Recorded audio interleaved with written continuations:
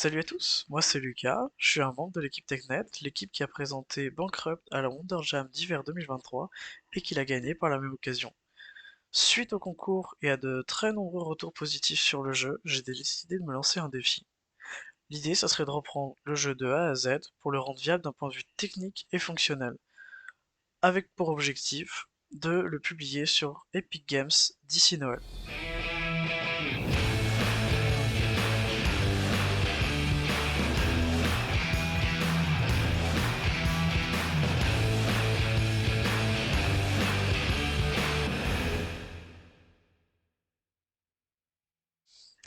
Pour ceux qui n'ont pas vu la vidéo de présentation du jeu qui se trouve là, mettons un petit peu de contexte. Donc Bankrupt, c'est un jeu multijoueur dans lequel les joueurs doivent trouver le juste milieu entre la coopération et l'affrontement pour dévaliser une banque sans se faire attraper par la police. Le but c'est d'aider Pablo, un célèbre braqueur italien, en cherchant des objets qu'il demande. Et il faut compléter toutes les demandes de Pablo pour pouvoir sortir de la banque. À chaque objet rapporté, le joueur va gagner du score individuel, et ce score représente la part totale du butin qu'il va emporter à la fin de la partie. Les joueurs doivent donc trouver le juste milieu entre rapporter le plus d'objets en se la jouant individuel, mais ne pas trop s'embêter en se mettant des bâtons dans les roues pour quand même compléter toutes les requêtes de Pablo, afin de ne pas finir en prison à la fin de la partie. Maintenant qu'on a expliqué le principe du jeu, tout le monde est à jour, on peut y aller. Ok, bah commençons par le commencement, donc c'est-à-dire la création d'un projet Unreal Engine. Alors pour ma part, je vais utiliser Unreal Engine 5.1. Mais plus tard dans le projet, on va migrer vers la 5.2 en fonction des accessibilités des plugins avec cette nouvelle version. Et on va utiliser la 5.2 à terme parce qu'il y a eu des améliorations au niveau du network qui seront assez intéressantes pour nous.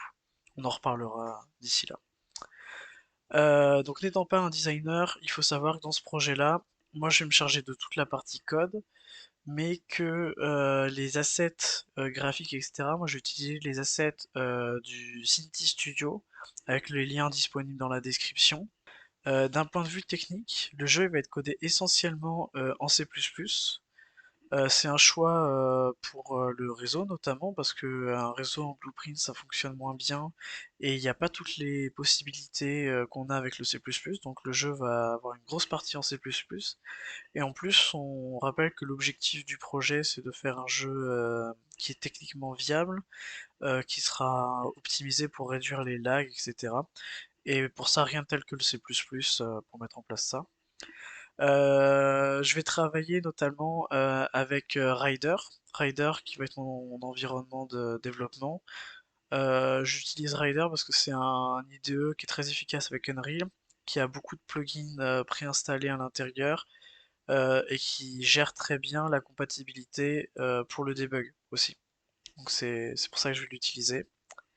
Et du côté du blueprint, parce qu'on va en faire aussi évidemment pour les UI et puis pour les fonctionnalités de base, je vais évoluer avec plusieurs plugins, notamment des plugins qui vont me permettre de rendre lisible le blueprint avec Blueprint Assist et Electronic Nodes, qui sont deux plugins de mise en forme du blueprint. Et je vais aussi utiliser Epic Online Services qui est fait par Redpoint Games, qui lui va me servir à faire du prototypage du multijoueur et qui va aussi m'aider à tester mon jeu au fur et à mesure. Donc voilà pour les outils. Et encore une fois, tous les liens des plugins sont dans la description si vous voulez voir. Pareil pour Cinti. Voilà. Donc moi, il faut savoir que ça fait déjà presque un mois que je bosse sur le projet. Donc toutes les images que vous êtes en train de voir, je les ai filmées pendant que je travaillais de mon côté. Et là, je passe face caméra par-dessus pour vous expliquer un peu. Et on peut voir dans ces images que dès la création du projet vide, je commence par faire un premier build. Et c'est quelque chose qui est assez important pour tester vos dépendances, vérifier que le projet fonctionne correctement, que le moteur n'a pas de problème, que tous les plugins sont compatibles, etc. Tout au long de cette série de vidéos, je vais tenter de laisser ci et là quelques conseils que j'aurais appris soit sur le tas, soit à l'université. Et donc celui-là, c'était le premier, c'est dès la création de votre projet, faites un build à vide de votre jeu avec tous vos paramétrages dans les project settings pour vérifier que votre projet est déjà initialisé. D'un point de vue technique aussi, il faut savoir que moi j'ai la chance de travailler avec Perforce, qui est un logiciel de versionning adapté pour le jeu vidéo, notamment avec Unreal. Et le Perforce, il m'est prêté par mon université, l'Université du Québec à Chicoutimi, avec leur logo juste là.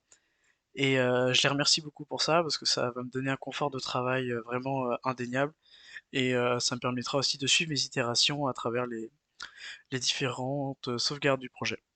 Voilà.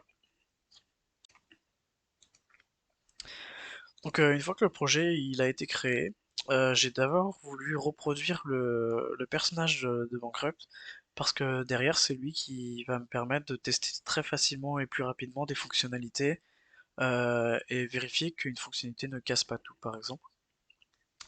Donc on est sur Unreal 5.1 pour l'instant. Qui dit Unreal 5.1 pour gérer les inputs dit Enhanced Input. Donc j'ai commencé par créer un caractère et un player controller pour gérer les inputs de mon joueur. Et pour ça, ensuite derrière, j'ai créé mes input actions qui vont représenter chaque action que le joueur va pouvoir faire en jouant, et un mapping contexte qui correspond à l'association d'une touche, que ce soit au gamepad ou au clavier, ou à la souris d'ailleurs, à une action. Donc l'usage de ce système, il permet notamment plus tard de permettre d'avoir des binds dynamiques pour changer par exemple une touche en fonction de ce que va faire le joueur, notamment s'il se met à viser ou s'il tire de manière libre au jugé.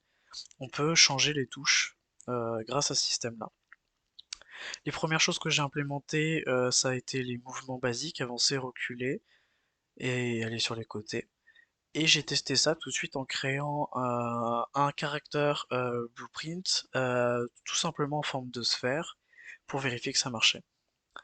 Dès que ça a marché, j'ai décidé d'importer des assets de personnages, donc j'ai pris le même que dans le jeu de la Game Jam, donc le petit personnage vert, et des animations provenant de Mixamo. Et vu que mon personnage se fait que se déplacer sans sauter, il m'a suffi d'importer une animation où il reste debout, une animation de marche et une animation de course. Et ensuite j'ai fait un blend space qui me permet de faire des transitions d'animation en fonction de la vitesse du personnage pour avoir cet effet de fluidité d'un état à un autre quand le joueur évolue. Bon, pour un premier résultat, c'est déjà pas mal en vrai, non? Une autre partie que j'ai voulu reprendre du jeu de la Game Jam, donc de Bankrupt, c'est le menu 3D, qui était très agréable et qui a été apprécié par les joueurs. Et du coup, il a fallu que je refasse une nouvelle carte qui servirait juste pour les menus, avec du coup différentes zones dans lesquelles je pourrais intégrer des UI, enfin des widgets, qui permettraient aux joueurs de naviguer physiquement dans les menus. Et donc là, j'ai fait un petit accéléré, on voit que je construis la carte, et plus tard, on verra que nos cartes évoluent pour s'adapter aux nouveaux menus et aux besoins du jeu. En même temps, dans ces menus, j'ai aussi pris la décision de directement en off faire un plugin sur les settings afin de permettre aux joueurs d'avoir la meilleure qualité possible, car j'ai remarqué que dans tous les jeux de Game Jam, ce qui est souvent le plus reproché, c'est le manque de configuration. Par exemple, ne pas pouvoir gérer le volume, ne pas pouvoir gérer les touches, ne pas pouvoir gérer la sortie audio, tout ce genre de détails. Donc effectivement, on n'a pas le temps. Et donc là, je me suis dit que non seulement pour ce jeu, j'allais mettre en place tous les settings nécessaires, mais qu'en plus, j'allais les faire sous forme de plugin pour pouvoir exporter ce morceau de code et pouvoir le réutiliser dans tous mes jeux.